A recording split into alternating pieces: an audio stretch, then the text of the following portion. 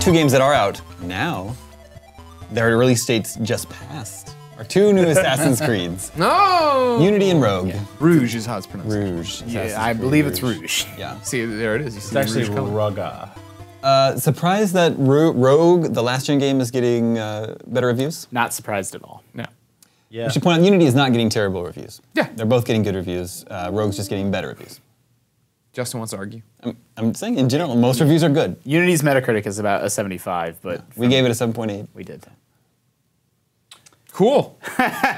No, are any of you guys playing Unity yet? No, but I mean, this goes to what I was saying before, right? Like, Yeah. take a few years. Yep. 100%. Take a few years Yeah. and be like, when we're ready. Like, this game wasn't ready. And But to be fair, the team, it's not like it's the same team, like, furiously pumping out an Assassin's Creed every year. Like, they're staggering their teams. Like, I think they had 3 years to work on this one. But I mean, so a lot of what I'm reading about this is that it's like when it really gets moving and you see a lot of things going on, it's beautiful and it's breathtaking. It's great, but there's still a lot of the same problems that the series has had for 5 years now. I am playing Unity, and I don't care for it. You were actually. telling me you think it's the worst Assassin's Creed.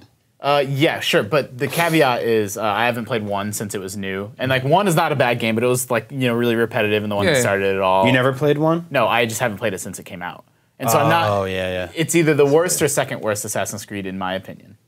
Gotcha. Well, that's the thing about these games. I have a tough time going back to them. Like, I don't think I will I mean, I played a lot of Assassin's Creed 2, but I will never play it again. Sure, and I loved it at the time, but one like, and done. I'll play Wind Waker again or something like that. I feel like that game ages, or like the original Doom or Tetris or something. Yeah. But I'm not going to go back and play Assassin's Creed 1 or 2. No, and I to. actually would. I've been having this op-ed in my head that I want to write for a long time, that I wish more games gave you like the keys to the game after you beat it. Because like Assassin's Creed is full of, and they're huge complex games, so I understand why, but like just hours of tutorials and like here's this character and here's this character, and like I would go back and play Assassin's Creed 2 if I could just see like look, don't even mess with any story stuff, just like run around Rome, have a good time. Yeah, I like that. You and I were talking about how games should sort of have that like DVD menu, like chapter. Yeah, like select, once you like, beat a after Zelda beat game, it. like I want to play the temple in Twilight Princess where you're in the snow mansion. Awesome temple. But I can't. It's like 15 30 hours hours to get into there. that game, Yeah. and so It's I'm crazy. never going to see that temple again. It's crazy. Anyway, Unity is not good in my opinion. I was going to start it this weekend. I'm not super sensitive to frame rates. It's not something that is on my radar. But this game looks like I notice it. It looks framey to me. It runs poorly. I think the frame rate is not good, even on the Xbox One, which is actually better than the PS4 in this instance. So what do they do with this franchise then?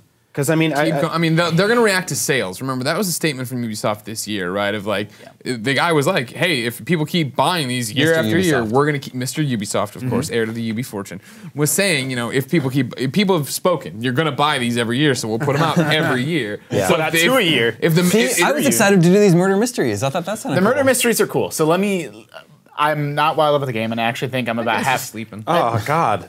I think I'm about halfway through it, and I don't think I'm going to play anymore because I'm enjoying Dragon Age a lot more. But it does have, it's not like it's awful. Like, there's all kinds of stuff that's really good about it. The murder mysteries are super cool, and they're actually challenging. Like, what I like about them is they, like, you have to solve the puzzle. Like, it's far less handholdy than other Assassin's Creeds have been. Like, it trusts the player to have, like, a certain amount of intelligence to just being like, go here. Yeah. Just go here and talk to the lady. Like, you actually have to figure out who committed these murders, and when you want to...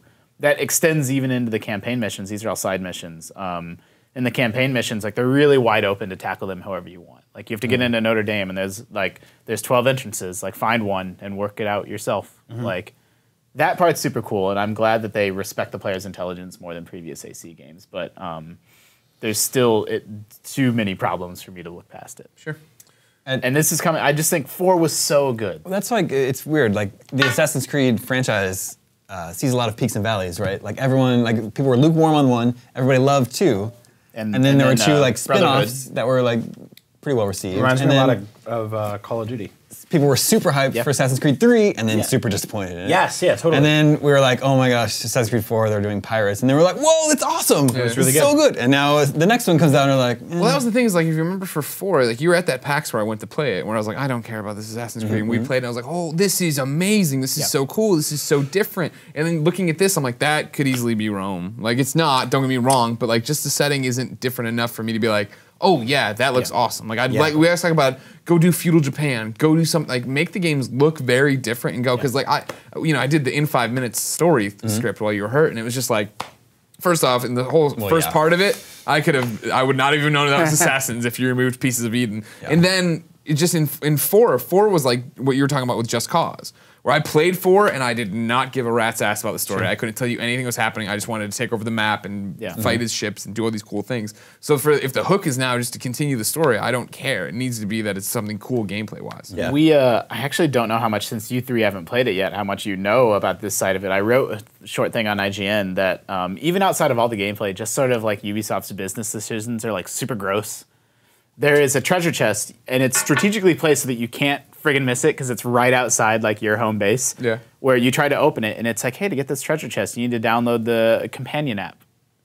And I'm like, this is horseshit. But I moved on. And then I went to another treasure chest and it's like, hey, to open this treasure chest, you need to sign up for Assassin's Creed Initiates. I hate this stuff. yeah. It's the worst. And this is a game that you paid $60 for that spams you to sign up for Ubisoft services. And it's a game that's in revolutionary France, and it's immersive, and you meet Napoleon, and there's 5,000 NPCs on the screen. And then it yanks you out of the experience to try to get you to download this bullshit app. Yeah, see, that's my it's so gross. That's my problem with it, even more than the sort of the shoddy business aspect of it, is just sort of yanking me out of the story and the world. Like, there's so much world building here, and to go in and like they took pictures all over Japan, all over France, and they put textures in the game, and it's amazing. They did history, and thousands of people all over the world worked on this game. And then it's just like pull me right out, make me go on my laptop. Where I'm gonna have to type in something, and in the process of doing that, I'm gonna be like, you know what? Instead, I'm gonna go to Twitter and bitch about this. Because why would I ever do this? I mean, what I did, this is actually not an exaggeration or anything. The third time that happened, I couldn't open a treasure chest. I turned it off and I went back to Smash Brothers. Yeah. I'm like, I don't need this in my life. Like, I kind of can't believe it, and it's almost like it just felt so bad. I've never seen something like that egregious and aggressive about like. Plenty of games have been like Dead Space was a famous example of like, hey, you can spend some money to get ahead. And it's like always been like hidden away in some corner. But like Assassin's Creed Unity is so in your face about it. And I find it really insulting. Well, you said Smash Brothers. It's like if you grabbed the Pokeball or a trophy in that game and you threw it in the ground and it was like, hey, to see the contents of this Pokeball, go to Nintendo. And you're like, stop. And it's like, you say that as a joke, but that's not an exaggeration. That's what Unity is. Like, you cannot 100% that game without having this ancillary bullshit. I saw there was even, there was a trophy joking about Resolution Gate. There's a 1080p. Is that true? There's a trophy that says 1080p on it. And it's just like, just let it go. Just drop it. What about Rogue though? Rogue looks great. It's got it's getting better reviews. Yeah, higher Metacritic. It seems like it's more more for Black Flag. Yeah. It is. This isn't a value judgment, but it is a reskin of AC4. Like, I don't know how much you guys have seen about Rogue, but Well, that was the whole thing. They were super quiet about it. Like, it literally has, like, in the modern day elements, this is a mild spoiler, in the modern day elements, you're carrying around the exact same PDA that you are in AC4. Like, it's insane how much it looks exactly like AC4, but AC4 was awesome. So what did they do? Did they put a bunch of snow on AC4? Well, you're in the Pacific Northwest now. Okay. But you play a bad guy now.